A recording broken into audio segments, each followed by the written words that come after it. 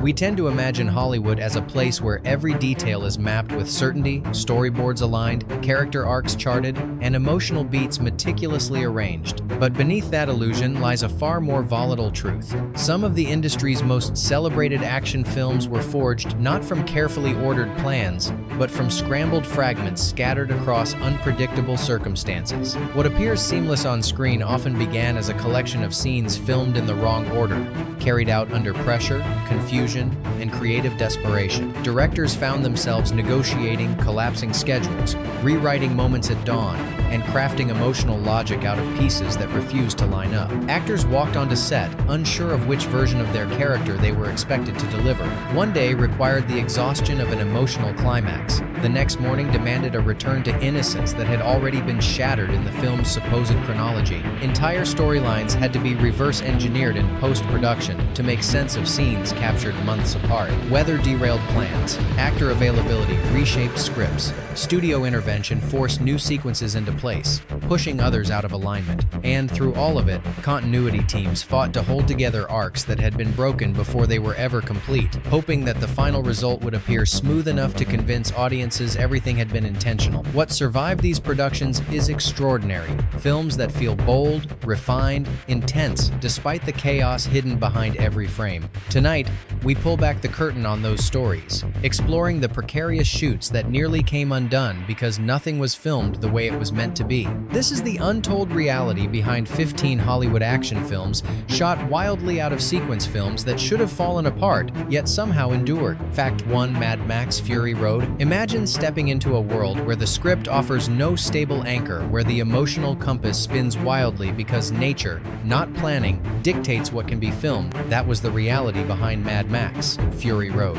The Namibian desert changed shape daily, swallowing tracks, shifting dunes, and throwing brutal winds across the set. Scenes designed for the middle of the story were captured before the opening had even been formed, while climactic emotional moments were filmed long before the cast understood the full trajectory of their characters. Tom Hardy struggled to ground Max's fractured psyche when no one could confirm which version of the character he was supposed to inhabit. Charlize Theron faced the same challenge, forced to summon Furiosa's inner battles without knowing what events had or hadn't happened in the story's chronology. George Miller held his vision tightly, even as the shoot became a collage of disconnected fragments scattered across months of unpredictable conditions. Continuity teams mapped emotions like meteorologists tracking storms. Yet from this tangle of disorder emerged a strange, fierce cohesion. In the editing room, the chaos hardened into the film's signature pulse: raw, unfiltered, and relentless. What threatened to unravel the production became the very texture that defined it. And if this wasteland of contradictions managed to transform chaos into art, the next film reveals how a spy thriller nearly collapsed under the weight of constant script revisions and emotional confusion. Fact 2: The Bourne Ultimatum. For a franchise built on clarity and momentum, The Bourne Ultimatum was created in a fog of constant reinvention. Director Paul Greengrass reshaped scenes as he filmed them, discarding dialogue, rewriting motivations, and adding new beats moments before the cameras rolled. Matt Damon often performed without knowing whether the moment belonged to the beginning of Bourne's journey or its final unraveling. Emotional continuity became something guessed at, not guided by a stable script. Because the production spanned multiple continents, the crew had to shoot whatever locations became available first, even if those scenes belonged at the end of the movie. Chase sequences were filmed before the scenes that explained why they existed. Conversations carrying emotional weight were captured after the fallout they were supposed to lead into. Editors later described the footage as a collection of mismatched shards that needed to be pieced together like a spy's recovered memory. The studio watched anxiously, fearing that the film's fractured timeline would make it impossible to assemble a coherent narrative. Reshoots layered yet more variations onto an already unstable structure. And yet, paradoxically, the final film felt sharper, more urgent, more fractured in a way that mirrored Bourne's own search for identity. Still, the instability here was only the beginning. The next film would push fragmentation to new extremes, forcing two iconic actors to build a partnership from scenes filmed in emotional reverse. Fact 3: Die Hard with a Vengeance. On screen, Die Hard with a Vengeance races through New York with chaotic precision. Behind the camera, the chaos was far less controlled. Bruce Willis and Samuel L. Jackson were thrust into emotional peaks and tensions locations long before filming the scenes meant to introduce their characters' relationship. One week, they captured furious confrontations. The next, they stepped backward into the tentative distrust that was supposed to precede them. Their dynamic, instead of growing organically, had to be recreated from fragment. Director John McTiernan worked from a script originally written for a completely different story, meaning pages were reworked constantly to repurpose scenes into Die Hard's world. Entire sequences were captured without the emotional groundwork in place. Willis often depended on wardrobe and props to determine where the scene was meant to fall within the story. Jackson later joked that he relied on subtle clues like sweat levels and dirt on clothing to gauge how panicked his character should be. Despite the instability, the film's wild, restless energy became part of its identity. The tension between characters, the frantic pacing, the sense of a city on the brink, it all aligned with the fractured way it was shot. What should have been a structural disaster instead formed a pulse that matched New York's own rhythm. But the next production would demand even more precision from its performers, because the emotional depth of a reinvented 007 was built from scenes captured entirely out of psychological order. Fact 4. Casino Royale. Reinventing James Bond meant rebuilding one of cinema's most iconic characters from the ground up. But Casino Royale unfolded under conditions that constantly undermined that goal. Production restraints in the Bahamas forced Daniel Craig to film some of Bond's darkest, most psychologically draining scenes before shooting the light, early moments that establish his humanity. The film's pivotal torture sequence, arguably the emotional breaking point of Bond's transformation, was captured while Craig was still discovering who this new version of 007 was meant to be. Martin Campbell and his team relied on elaborate emotional maps to track Bond's shifting state of mind. Scenes of vulnerability were filmed after moments of hardened resolve. Introductory interactions were shot only after Craig had already immersed himself in Bond's trauma. Each day reshaped the character's emotional chronology, and the cast had to reverse engineer their performances from fragments that refused to align. Yet, despite the disorder, the final film revealed a strikingly coherent arc. The intensity of Bond's emotional volatility gave the reboot its weight, grounding the new 7 inches, a realism that felt raw and immediate. What had been a scrambled process produced a surprisingly disciplined portrait of a man in transformation. But if the emotional recalibration of Bond seemed daunting, the next production faced the even greater challenge of honoring a villain whose scenes were filmed in a swirl of unpredictability and irreversible chaos. Fact 5. The Dark Knight. The power of The Dark Knight lies in its haunting unpredictability, but behind the camera, that same unpredictability nearly tore the production apart. Heath Ledger's schedule, paired with Christopher Nolan's determination to maintain secrecy, resulted in the Joker's scenes being captured out of order, frequently months apart. The actor delivered terrifying intensity in moments that would later appear deep into the film, long before the rest of the cast understood the emotional landscape they were stepping into. When a fire destroyed one of the major sets, the production was forced to reorganize everything. Scenes anchoring the Joker's psychological warfare were shot with no contextual buildup. Crucial character transitions had to be filmed before the surrounding narrative had been shaped. Christian Bale navigated multiple emotional states of Batman on any given day, asking repeatedly which version of the character was required: the controlled strategist or the man unraveling beneath the Joker's assault. Editors described the Joker's timeline as a collection of unnerving fragments, stitched carefully to form a coherent menace. Ironically, the fractured nature of the shoot amplified the character's mystique, giving Ledger's Joker an otherworldly sense of intrusion, appearing unpredictably, as if materializing from nowhere. Still, even that level of chaos pales beside what the next film endured, where the emotional chronology was dismantled entirely by the demands of massive effects and shifting locations. Fact 6. Terminator 2: Judgment Day. Behind the monumental scale of Terminator 2 was a production constantly being torn out of sequence by logistical pressures. James Cameron's ambition pushed the crew through steel mills, deserts, and industrial complexes, each available only during tight windows.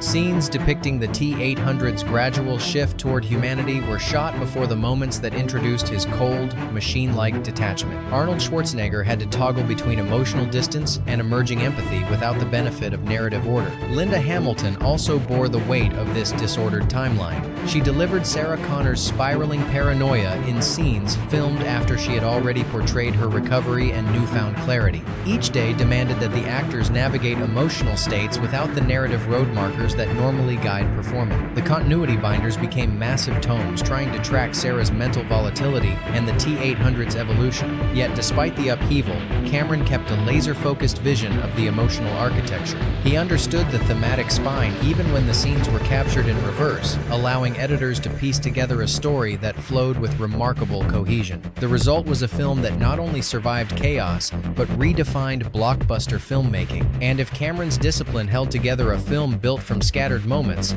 the next production would dive into a different sort of confusion, one created not by logistics, but by a narrative constructed from endless loops. Fact 7: Edge of Tomorrow. Some productions lose their footing, but Edge of Tomorrow abandoned linear footing entirely. Because the film's narrative is built on relentless resets, the cast and crew quickly found themselves trapped in a production loop of their own. Scenes representing entirely different stages of William Cage's evolution were shot side by side, forcing Tom Cruise to shift between panic, hopelessness, and hardened resolve without any clear marker of where his character was meant to stand emotionally. The weight of the exosuit made every shift even more punishing. Doug Liman constantly reshaped structure mid-shoot, refining ideas while cameras were already rolling. Emily Blunt alternated between Rita's ruthless detachment and quiet guidance, sometimes within the same afternoon, with no linear thread to follow. Locations changed unpredictably, meaning late-stage loops were often filmed before earlier ones had even been conceptualized.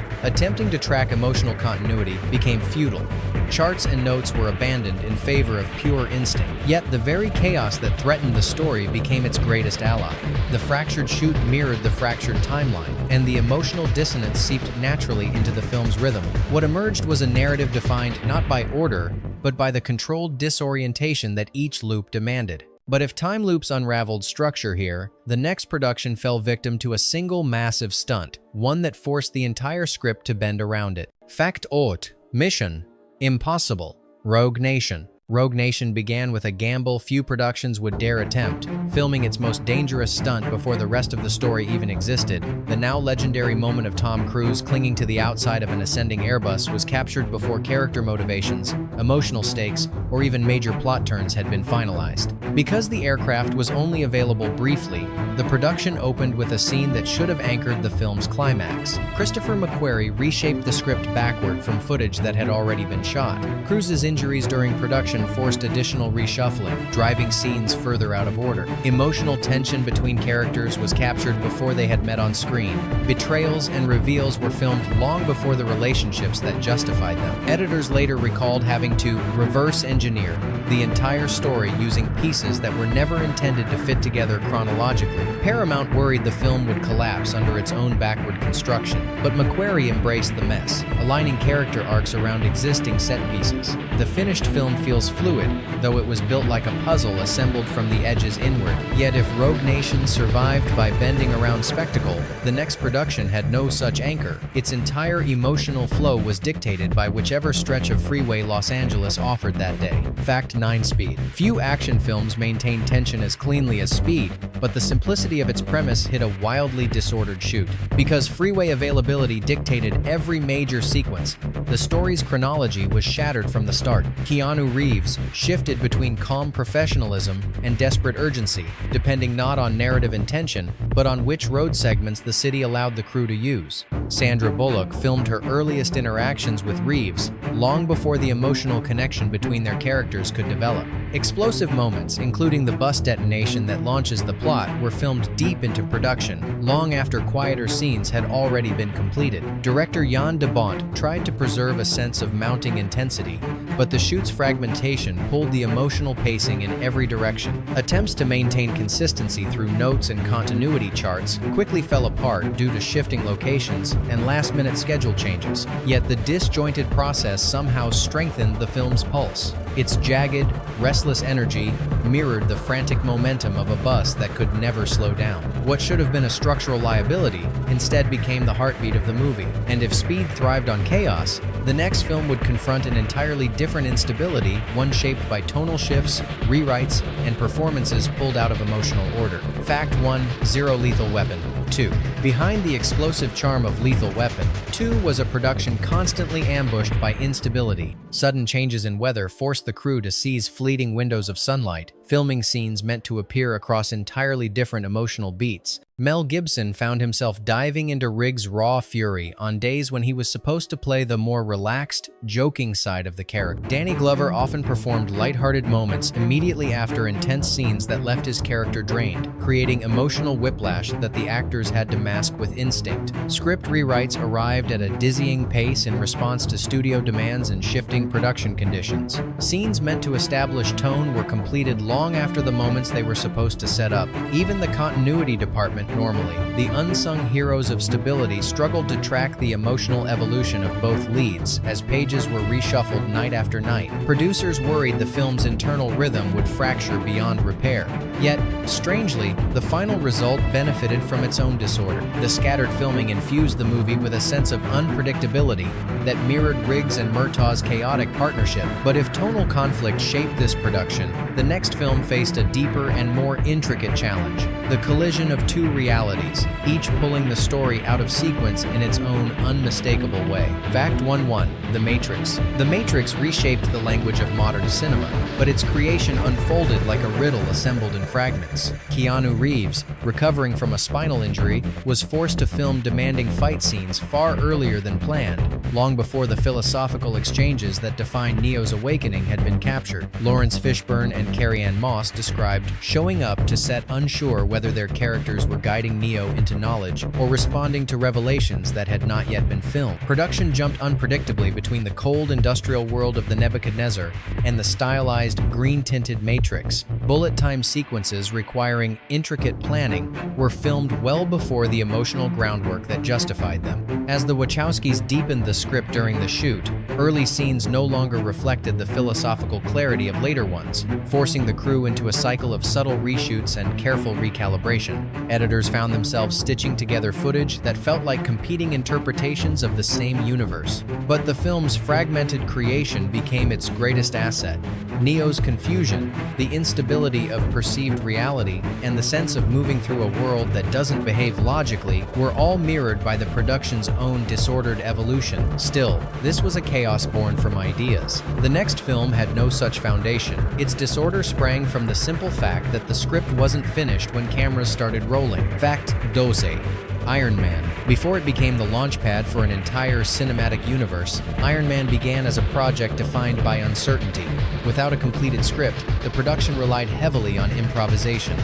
Robert Downey Jr. crafted many of Tony Stark's defining moments spontaneously, delivering emotional beats before the scenes meant to justify them had even been imagined. Gwyneth Paltrow reacted in real time, responding to lines and choices that shifted from take to take. Jon Favreau encouraged the actors to explore, but the scattered nature of the shoot meant that emotional arcs were built out of scenes filmed in no logical order. Light, playful exchanges between Tony and Pepper were captured long before Stark's captivity sequences were fully realized. Major action scenes were slotted in whenever effects teams became available, severing the story's natural progression. Marvel, still learning the mechanics of large-scale filmmaking, worried that the film's foundation was too unstable to support such an important character. Editors worked like archaeologists sifting through fragments, discovering Tony Stark's journey only after the pieces had been collected. Yet this flux gave Stark his distinctive voice. The spontaneity born from disorder infused him with unpredictability, wit, and volatility qualities that unexpectedly became the DNA of an entire franchise. And while improvisation sustained Iron Man, the next production would test something far more fragile: how to maintain cohesion when an ensemble cast was never in the same place at the same time. Fact 1.3. The Expendables. Bringing together some of the most recognizable action stars in the world should have created unstoppable momentum, but The Expendables became a logistical puzzle with pieces that refused to align. With each actor bound to conflicting schedules, the production rarely had its ensemble in one place. Scenes meant to showcase team dynamics were filmed in fragments. One actor performed lines opposite a stand-in, only for the real co-star to film their half of the exchange weeks later. Stallone, directing while shouldering his own role, navigated injuries that forced him to alternate between intense physical sequences and quieter scenes, regardless of where they belonged in the story. The script evolved continuously to accommodate missing cast members. Action sequences were shot without full context, and emotional beats were delivered before the relationships behind them had formed on screen or off. Performers had to imagine the chemistry, tension, or camaraderie they hadn't yet had the opportunity to build. The editing room became the true birthplace of the team, dynamic assembling mismatched performances into something that resembled a coherent brotherhood. And despite the fractured construction, the film carried an unrefined energy that matched its mercenary aesthetic. Its rough edges became its identity, reflecting a world where alliances form under pressure, not perfection. Yet, if The Expendables struggled under the weight of too many stars, the next film endured something far more primal, a battle against nature and politics that tore its emotional timeline apart. Fact 1 for Rambo, First Blood Part 2. The jungle did not welcome Rambo. First Blood Part 2. It swallowed the production whole. Filming in Mexico's dense wilderness meant scenes were shot whenever the weather allowed storms, heat, and shifting terrain constantly disrupted the schedule. Sylvester Stallone had to leap between Rambo's emotional extremes at a moment's notice, portraying moments of explosive vengeance long before the quieter, reflective beats that were meant to shape them. Emotional logic dissolved amid unpredictable conditions. Political tension layered additional instability onto the shoot. Executives demanded script changes that reflected shifting geopolitical sentiments, rewriting character motivations and entire sequences on the fly. Emotional turning points filmed one week, contradicted new pages delivered the next. Even seasoned continuity supervisors struggled to map Rambo's psychological trajectory as the story bent under political and environmental pressures. Yet these very fractures bled into the finished film, giving Rambo an internal turbulence that mirrored the production's own unrest. His disorientation, rage, and haunted stillness took on a raw authenticity, born from the chaos behind the camera. But even these challenges could not match the volatility of the next production, one so unstable that political realities reshaped scenes before they were even shot. Fact 1-5 Behind Enemy Lines. Instability defined every step of behind enemy lines. Filming near regions still recovering from the Bosnian conflict meant the crew operated under constant threat of location loss. Entire shooting days were reorganized overnight due to safety concerns. Director John Moore captured scenes wherever conditions allowed, regardless of their place in the narrative. Owen Wilson found himself performing panic, fatigue, and determination in a jumble that separated emotional cause from effect. His portrayal of Lieutenant Burnett was stitched from moments scattered across shifting terrain and unpredictable timelines. Gene Hackman's restricted availability compounded the disarray. Many of his critical scenes were filmed early before the emotional and narrative stakes tying him to Burnett had taken shape. This resulted in a split narrative, filmed months apart, each half carrying a different mood and urgency. Editors later described the raw material as multiple overlapping versions of the same film, none of which aligned cleanly. Political sensitivities forced last-minute shifts in the portrayal of factions and alliances. Scenes were rewritten within hours to avoid controversy, leaving actors unsure of their characters' motivations. The editing room became the crucible where clarity was manufactured from contradiction. What emerged was a thriller driven not by structural precision, but by the very chaos that defined its making, a story of survival shaped by a production that had to survive its own hazards. Bonus fact: Hard Target. Some film productions fracture under pressure. Hard Target splintered into something almost surreal. What unfolded behind the scenes wasn't simply a shoot thrown out of sequence, but a battle of creative wills that rewrote the film's identity on a daily basis. John Woo arrived with a meticulous visual philosophy: balletic gunplay, symbolic imagery, orchestrated tension. Jean-Claude Van Damme came determined to reshape the film around his star persona. Their visions collided with such force that the narrative seemed to regenerate into a different form with every passing week. Scenes were shot, reshaped, and then shot again, not because of logistical obstacles, but because Woo and Van Damme each pushed competing interpretations of tone, pacing, and character. One day, the film leaned toward Woo's operatic style. The next, it reflected a grittier, more straightforward action sensibility imposed by Van Damme. Emotional beats were caught between these shifting identities, performed for arcs that shifted dramatically before the cameras returned to them. Editors later described the footage as a tangle of incompatible storylines, some elegant, others unfiltered, none of them aligning cleanly. Continuity became impossible. A scene crafted with Woo's stylized precision might be followed by a reshoot emphasizing Van Damme's physicality, creating an oscillation in tone that no script supervisor could stabilize. By the time the studio intervened, the project had already fractured into multiple conceptual versions of itself. What finally emerged on screen was more an act of excavation than editing, the recovery of a coherent film from layers of conflicting creative imprints. Hard Target didn't simply suffer from chaos, it was shaped by it. The movie that survived was not the one anyone fully intended, but the one that managed to claw its way out of a battlefield of visions. When you peel back the surface of these productions, a different Hollywood emerges, one held together not by flawless planning, but by resilience, instinct, and the quiet improvisation that takes place when everything falls out of order. Some of these films survived because the right moments were salvaged at the last possible second. Others survived because their chaos accidentally mirrored the worlds they were trying to portray. So now the question becomes yours. Which of these unraveling shoots shocked you most? And do you believe the finished films reflect deliberate craftsmanship or the remarkable ability of filmmakers to carve coherence out of collapse?